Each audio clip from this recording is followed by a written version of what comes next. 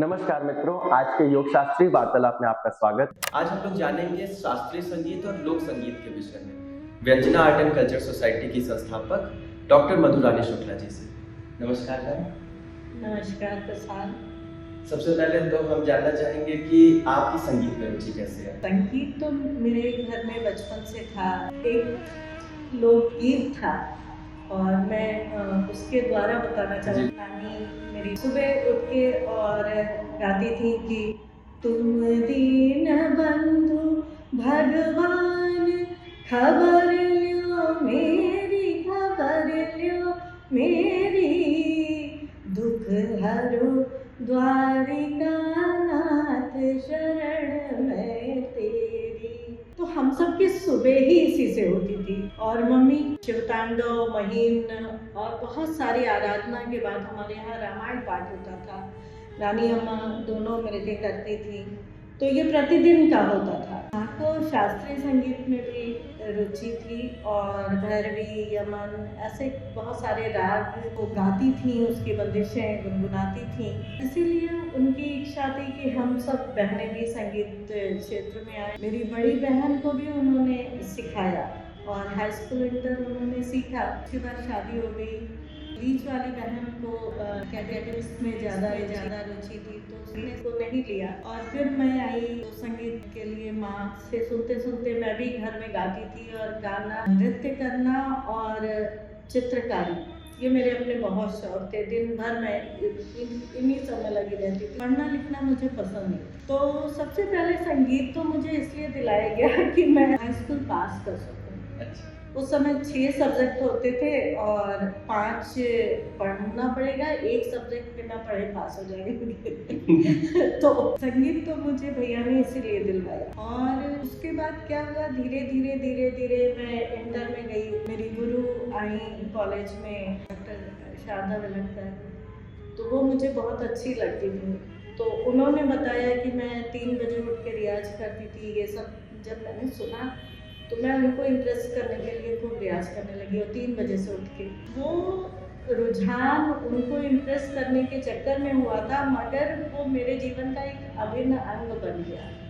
और फिर हमारे परिवार वालों को भी लगा कि ये संगीत को इतना लेकर चल रही है, इतना डिवोटेड है। संगीत के माध्यम से केवल विषय के रूप में नहीं, जब बात करी जाए कि कैसे कैसे पूरी लाइफ को चेंज कर देता है, क्योंकि नाद तो ये एक योग है, उसमें ध्यान 20 मिनट केवल ओम लगा रहे हैं तो वो ध्यानाद्र हो जाता है। उसके कारण धीरे धीरे पूरे व्यक्तित्व में परिवर्तन आता जाता है। यही क्षेत्र बन गया रुझान का। जैसे आपने रुचि बताई कि नृत्य में भी और चित्रकला में भी थी। हाँ। तो कैसे आपने खोजा कि इन तीनों में से मुझे संगीत को ही लेके आगे चलना है?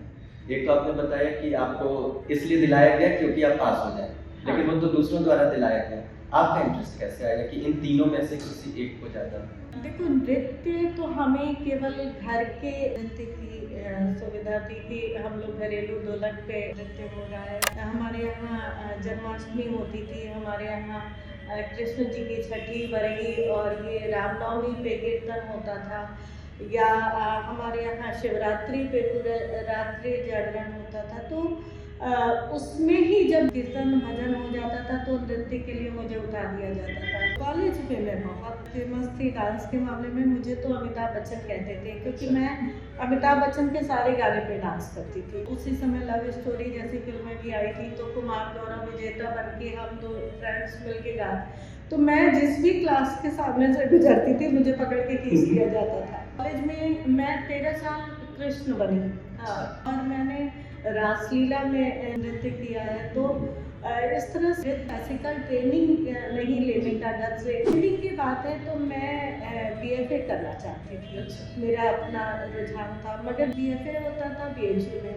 मैं रहती थी चेरगंज में। सबको लगा कि इतनी छोटी लड़की कैसे जाएगी उतनी दूर। मैंने म्यूज़िक को ही कंटिन्यू किया और फिर तब तक तो रुझान भी म्यूज़िक में बहुत आ चुका था। जैसे अभी तो है कि कोई किसी फील्ड में होता है तो शादी के बाद कोई दिक्कत नहीं होती, लेकिन पहले के समय में उत्तर भारत में काफ़ी ज़्यादा होता था कि आप कितने भी एक्सपर्ट हो अपने क्षेत्र के, शादी के बाद कुछ पाबंदियां आ जाती हैं। तो क्या आपकी प्रैक्टिस उस दौरान भी बनी रही या फिर ब्रेक लगा? थोड़ा सा मैं पूर्व से जोड़ना चाहूँगी कि जब संगीत ने मेरे जीवन में इतना फर्क लाया तो मेरे एजुकेशन में भी फर्क आया। जहाँ मैं बहुत मुश्किल से मुझे पास करने के लिए संगीत दिलाया गया था, वहीं पे फिर मैं प्रथम स्थान पाने लगी। मगर जितनी छूट देते थे संगीत करने के लिए, वो दूसरी तरफ से नटबोल्ट उतना ही टाइट नहीं होता था। बैचलर्स में टॉप करके आई तो उसके बाद मुझे कहा गया कि अब आगे नहीं पढ़ना। इसी तरह से रो धो के मनाया, मास्टर्स किया। जब मास्टर्स में अच्छी मेरिट आई तो फिर मेरा पीएचडी और डीबीएस दोनों में सिलेक्शन हुआ। जब आई तो करने के लिए तो अवार्ड के रूप में मुझे मिला कि अब आगे पीएचडी में करनी है। शादी लग गई थी, शादी होने वाली थी मास्टर्स करते करते ही, तो ये मुझे पीएचडी करने दिया गया या मास्टर्स करने दिया गया कि तुम्हारी पढ़ाई कभी तुम्हारा ईगो ना हो। क्योंकि हमारे यहाँ कालिकोच ब्राह्मण की परंपरा रही है, वहाँ पे लड़कियों को जो मेन ट्रेनिंग दी जाती है कि आपको घर गृहस्थी संभालना है, खाना कैसे बनाना, सेवा कैसे करना। ये जो तुम 4 घंटे 5 घंटे रियाज कर रही हो, ये तुम्हारे जीवन में आगे काम नहीं आने वाला है। तुमको घर गृहस्थी आनी चाहिए। वो एक घुट्टी के रूप में जो पिला दिया गया था, वो मैं ससुराल लेकर भी आ गई। सेकंड विदाई में आई थी, मेरी कार में पीछे बोरों में भर भर के किताबें थी, हारमोनियम था, तबला था, गोद में तानपुरा था। जब 1 महीने रहने के बाद जब फिर से मायके गई और फिर मैं जब आई तो मेरी किताबें छोड़ के बाकी सारी चीज़ें गायब थी। हारमोनियम, तबला और तानपुरा सब 2 छत्ती पे था। बहुत खराब लगा होगा मुझे, क्योंकि सबसे अधिक प्रेम उसी से था, वही आपसे दूर हो गया। हाँ, शॉकिंग था मेरे लिए, क्योंकि जिसके दिनचर्या का अहम समय संगीत को ही निकलता हूँ, उसे तानपुरे से दूर होना बहुत बुरा लगता है। मगर जो गुट्टी दूसरी थी कि तुम्हें पढ़ाई को ईगो नहीं बनाना है, तुम्हें अपने संगीत को कभी भी ईगो नहीं बनाकर चलना है और परिवार के साथ एडजस्ट करते हुए। हमें लग रहा है कि बहुत सही ट्रेनिंग नहीं रही कि अपने संगीत या पढ़ाई को अहंकार नहीं बनाना है, क्योंकि अगर आपका अध्ययन अच्छा है तो वो अहंकार बन ही नहीं सकता। समय समय की बात है। जब हम लोग विद्यार्थी जीवन में थे, जब तो हमारे माता पिता परिवारजनों की प्रायोरिटीज अलग थी। हमारे ऊपर कोई उंगली न उठाए, तुम ऐसे बहू साबित होकर दिखाओ। जैसे भजन भी है अपने में ना, बिटिया ससुरे में रही है तो चांद लग तो उसी तरह की कुछ ट्रेनिंग करनी। हाँ। तो फिर आपका पीएचडी कंप्लीट कब हुआ, आपने शुरू कब की? मैं कर रही थी पीएचडी 92 सितंबर की रजिस्ट्रेशन था। 93 फरवरी में मेरी शादी हुई तो 6 महीने तब काम किया था। 94 अक्टूबर में मैंने 2 साल में अपनी पीएचडी जितनी जल्दी हो सकता था मैंने कंप्लीट किया। बहुत ही कम समय में, सामान्यतः 3 से 5 साल लोगों को हाँ, उन 2 साल के अंदर ही मेरी शादी भी हुई और मुझे एक बेबी भी हुआ जो नहीं रहा। तो सारी सम विषम परिस्थितियों को देखते हुए मैंने 2 साल में कंप्लीट किया। काफ़ी कठिन अनुभव भी रहा होगा और कंप्लीट होने के बाद अच्छा भी लगा। कई सारे इमोशनल सॉन्ग्स लगातार बन रहे थे। हाँ, इस मामले में क्या होता है ना कि हस्बैंड का और परिवार का अगर सपोर्ट है, बहुत प्रैक्टिकल म्यूजिक को बढ़ाने में तो नहीं है, मगर वो ये जरूर कहते थे कि तुम कमरे में भी बैठ के पढ़ो लिखो।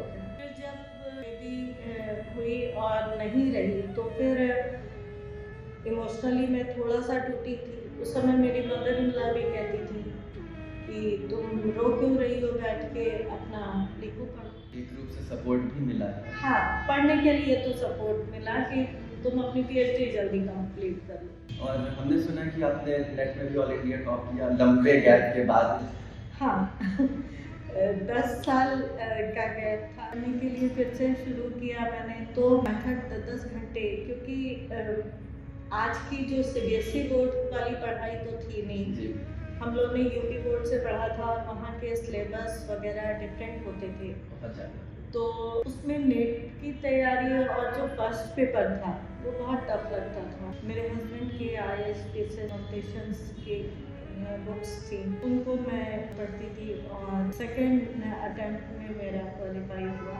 फर्स्ट में तो मुझे मालूम नहीं था, पीछे क्वेश्चन छूट गए थे, मुड़ा रह गया था तब लेंदी होते थे, आज की तरह ऑब्जेक्टिव टेस्ट नहीं होते थे, मुझे तो पता भी नहीं था। और मैं गई थी इलाहाबाद यूनिवर्सिटी पता करने के लिए अपना रिजल्ट, किसी ने बताया कि शायद आपका नाम है, आपने क्वालिफाई कर लिया है। तो मैं गई तो मैंने पूछा उनसे क्या रिजल्ट आया है, तो बोले कि मैं देख के बताता हूँ, नाम वगैरह बताया मैंने, तो वो मुझे ऊपर से नीचे तक देख रहे थे। मैंने सोचा लगता है किसी ने गलत बता दिया और मेरा आया नहीं है। बहुत ध्यान से देखते हुए बोले कि आप मधुरानी शुक्ला है, आपने टॉप किया। फिर मैं आ रही थी और मैं अकेले लौट रही थी, मुझे समझ नहीं आ रहा मैं किससे बताऊँ। आप खुशी भी तो संभालना मुश्किल होता है। मोबाइल का जवाब नहीं। तो जैसे कि आपने बताया कि आपने मास्टर किया, पीएचडी भी कर लिया, तो फिर आपको ऐसा क्यों लगा कि नेट भी क्वालिफाई करना चाहिए? अभी कुछ सोच के नहीं किया था। हम लोग की जो ट्रेनिंग होती थी ना पहले की, केवल पढ़ना है, नौकरी भी करनी है, ये तो बहुत बाद में सोचना शुरू किया। उस समय पढ़ना था तो सब फ्रेंड्स कर रहे थे तो हमने भी किया। बस ऐसे मतलब एक सुर में चल रहे थे। बिल्कुल जीवन संगीत में हो रहा है, ऊपर नीचे सुर हो रहा है। हाँ, क्या है ना कि अध्ययन तो एक निरंतर चलने वाली प्रक्रिया है। जी। वो वही बात होती है ना कि कर्मण्येवाधिकारस्ते मा फलेषु कदाचन। तो मतलब फल की इच्छा है कि नहीं मुझे यूनिवर्सिटी में जॉब, ये तो बाद में सोचना शुरू किया। हाँ, तो जैसे पीएचडी में आपका विषय काकू रहा है, इस विषय के बारे में कुछ बताइए। हाँ, काको। जब मैं गाना सीखती थी प्रैक्टिकल, तो मेरे गुरुजी कहते थे कि गाते गाते सुर लगाते थे और वहाँ पे रोकते थे और बोलते थे कि जैसे कि सा सा ग म ग रे सा ग म मा मा मा। तो ये जब करते थे ना तो वो हमेशा बोलते थे कि मा मा मा। अब लग रहा है कि कुछ आगे लगा क्यों नहीं रहे, यहीं पे आगे पीछे क्यों हो रहा है स्वर। तो बाद में मा मा गा, अब बोलते थे देखो ये काकू है, मुझे लगता था ये काकू है। फिर जब मैं प्रोफेसर ऋत्विक सान्याल जी के क्लास में गई तो वो कहते थे कि हर राग के ऋषभ, जैसे हम मान लें कोमल ऋषभ यूज कर रहे हैं और कोमल ऋषभ में फर्क है, अगर भैरव का है तो वो ऋषभ डिफरेंट होगा। सा सा रे गा मा, मतलब उतरा हुआ ऋषभ होगा, षड्ज के स्पर्श से लगता हुआ। जब हम तोड़ी गा रहे हैं तो तोड़ी गाते समय वही ऋषभ है, कोमल ऋषभ है, किंतु कारुण्य भाव में सा रे ग रे सा ने सा द ने सा रे ग, ये भी भिन्न हो गया। जब हम भैरवी गा रहे तो भैरवी तो सदा सुहागिनी, सा रे सा ध ने सा ग रे ग सा रे ने रे सा, वो ऋषभ का स्वरूप बदल। वो बोलते थे ये काकू है स्वर का, तो मुझे लगता था ये काकू। फिर मैं प्रोफेसर प्रदीप कुमार दीक्षित जी के क्लास में जाती थी, वो बोलते थे धना धना भाग जागे। तो बोलते थे कि जब आपको स्वर लेना है जागे शब्द, तो उसके साथ जो स्वर का कॉम्बिनेशन है वो असेंडिंग ऑर्डर में होना चाहिए। अगर आपने बोला जागे तो यानी सो गए, हाँ, डिसेंडिंग ऑर्डर में आपको नहीं यूज करना। और बोलते थे ये काकू देख, अब नया काकू पता चल गया। जब मैं प्रोफेसर चित्तरंजन ज्योतिषी जी के क्लास में जाती थी तो वो बोलते थे कि धना धना भाग जागे।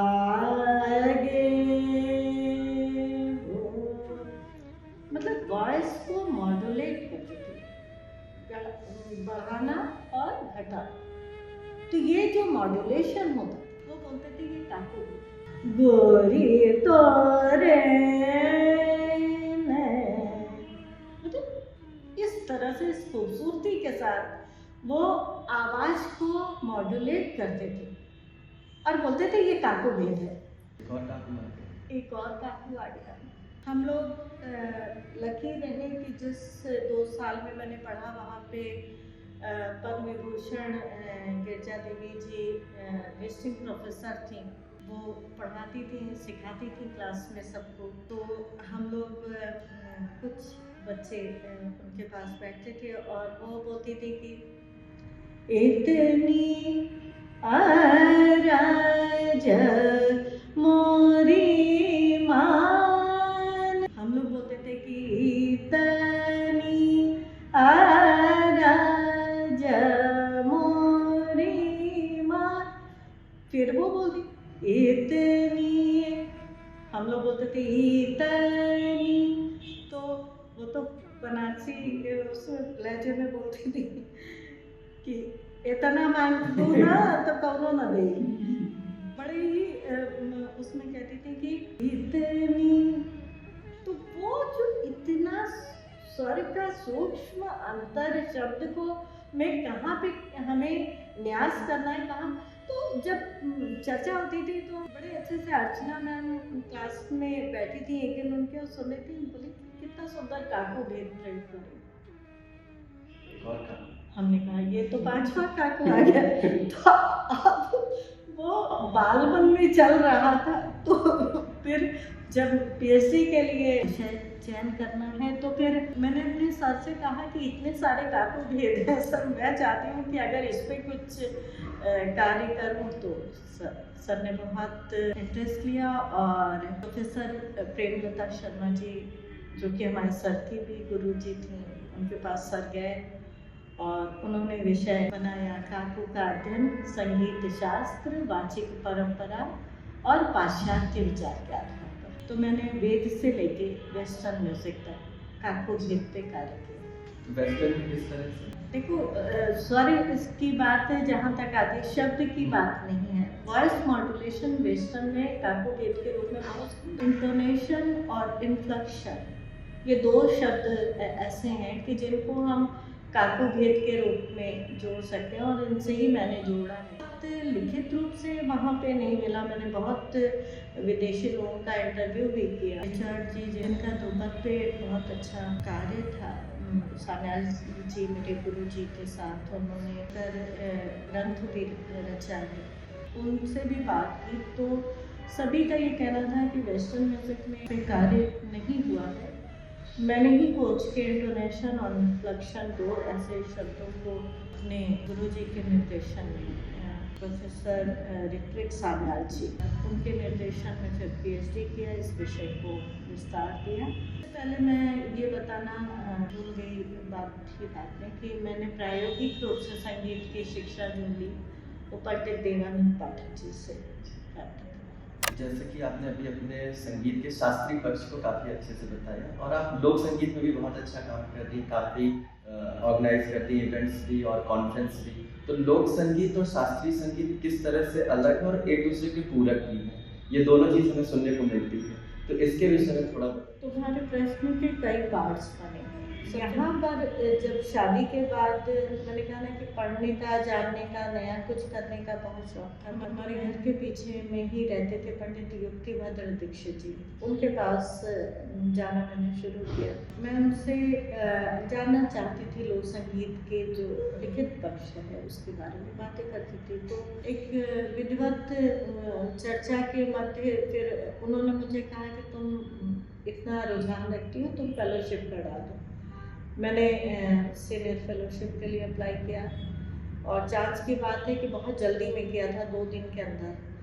तो 2 दिन के अंदर सोचने का समय नहीं मिला और मैंने बहुत बड़ा टॉपिक पूरे उत्तर प्रदेश के लोकगीत, लोक गाथा और लोक नाट्य पे कार्य ले लिया। काम तो बहुत मुश्किल हुआ मेरे लिए, बहुत दौड़ना पड़ा। 2 साल तो मैं बिल्कुल अपने घर में ही नहीं रह पाई क्योंकि लगातार डॉक्यूमेंटेशन करना। मुझे मालूम था कि शायद इसको वीडियो रूप में भी देना है, तो मैंने बहुत डॉक्यूमेंटेशन किया। मेरे बच्चों ने, मेरे हस्बैंड ने बहुत सहयोग किया मुझे लेके बहुत जगह पे गए हैं, बहुत जगह तो मैं अकेले भी गई हूँ, फिर तो बहुत इन्होंने सपोर्ट किया। जब मैं जाती थी वहाँ पर डॉक्यूमेंटेशन के लिए तो लोग कलाकारों से मैं मिलती थी और लोग से कलाकारों से मिलने के कारण प्रेम होता है।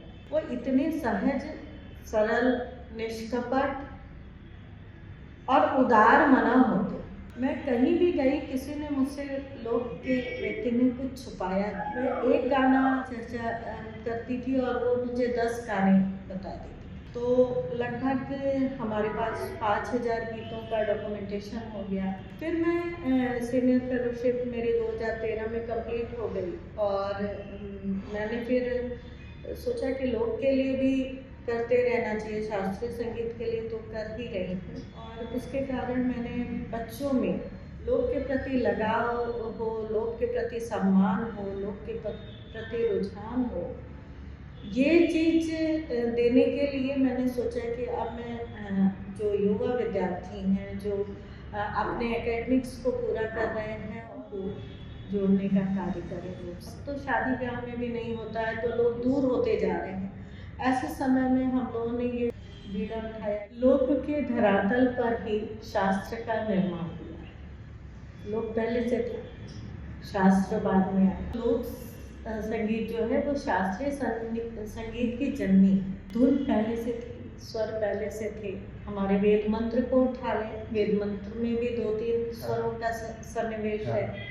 जब हम लोग धुनों को उठाएंगे तो 2 स्वर, 3 स्वर, 4 स्वर ये आपको मिलते हैं। कुछ गीत 5 स्वरों में भी मिलते हैं और बाद में तो सप्त स्वरों में भी लोग रचनाएं मिलती हैं। किंतु वो धुन जब शास्त्र सम्मत हो गया, जब उसको शास्त्र की परिधि में बांध दिया गया, ग्रह, अंश, न्यास, अपन्यास, अल्पत्व, बहुत्व, ऑर्डर, शैडो, मंत्र, तार, इस तरह के राग लक्षणों से जब समन्वित हो गए, तब वो शास्त्रीय संगीत की। लोक की बात की जाए तो बहुत लोग लोक को बहुत हेय समझते हैं। मैं तो यही कहती हूँ कि लोग अनगढ़ में भी गढ़ा हुआ और अनपढ़ में भी पढ़ा हुआ। उसमें शब्द रचनाएं, आप इतनी सुंदर शब्द रचना देखेंगे। मैं हमेशा युवाओं के बीच में जाती हूँ तो कहती हूँ कि आप बात करते हो 4 बोतल वोडका की और हमारा लोग इतना दार्शनिक है, इतना आध्यात्मिक है, इतना संस्कारित है, इतने संस्कार उससे मिलते हैं कि आज हमारे जो इंग्लिश मीडियम से पढ़े हुए बच्चे और जो आधुनिकता के रंगे हुए बच्चे हैं, वो साहित्य, वो संस्कृति नहीं पा रहे हैं जो हमारे लोग के पास है। हम लोग एक गांव में गए थे डॉक्यूमेंटेशन के लिए। एक गुरु जी थे और वो बहुत रुचि ले रहे थे। बहुत देर तक सबने कहा कि अरे ये बहुत रचनाएं करते हैं, सुनाए। वो काफ़ी नर्वस थे, नहीं सुनाना चाह रहे थे। वो बाहर, जब हम लोगों ने प्रेशर किया कि नहीं आप सुनाइए, तो वो बाहर गए और हमने एक रचना अपनी पढ़ी और मुझे उसके भाव याद हैं कि मतलब हम तो जीना चाहते थे और हमको कोख में ही मुआ दिया मन। मैं बहुत भावुक हो गई।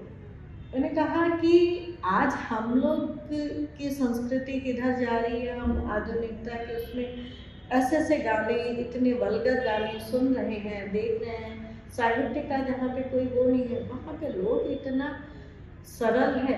लोग हमेशा सजग है, समय के साथ हमेशा लोग चला है। आप स्वतंत्रता संग्राम को देखें, जितने गीत रचे गए, ज़्यादातर लोकगीतों में स्वतंत्रता संग्राम की चेतना को जो जागृत करने का भाव, वो बिरहा हो, वो कजरी हो, वो चैती हो, वो आल्हा हो, वो आप जनसभाएं होती थी गांधी की, नेहरू की, सब में हमारे लोक कलाकार जाते थे भीड़ को एकाग्र करने के लिए, भीड़ को बांधने के लिए। शास्त्रीय संगीत में तो कम नाम ही, लोग तो उनका नाम नहीं है, किंतु वो बहुसंख्यक है।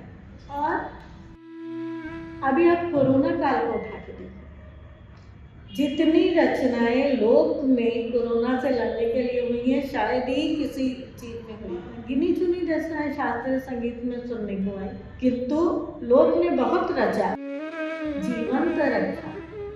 मानसिक संतुलन को बनाए रखने में लोक ने बहुत बड़ी भूमिका निभाई। जैसे कि आप पूरा भारत और भी अन्य जगहों पे गई हैं, तो आपको श्रोता के आधार पर अगर हम बात करें तो लोक संगीत में ज़्यादा श्रोता आते हैं या शास्त्रीय संगीत की कोई सभा होती है तो उसमें? देखो, दोनों की श्रोता डिफरेंट। लोक का श्रोता के लिए प्रोग्राम कम होता है। लोक का तो वो रिचुअल्स के साथ जुड़े हुए हैं, वो हमारे संस्कार गीत हैं, हमारे श्रम गीत हैं, हमारे भक्ति गीत हैं, तो वो एक परंपरा है। बहुत कम मंच के लिए लोग कलाकार बैठते हैं। शास्त्रीय संगीत की मंच की परंपरा, वहाँ पर आयोजन होते हैं।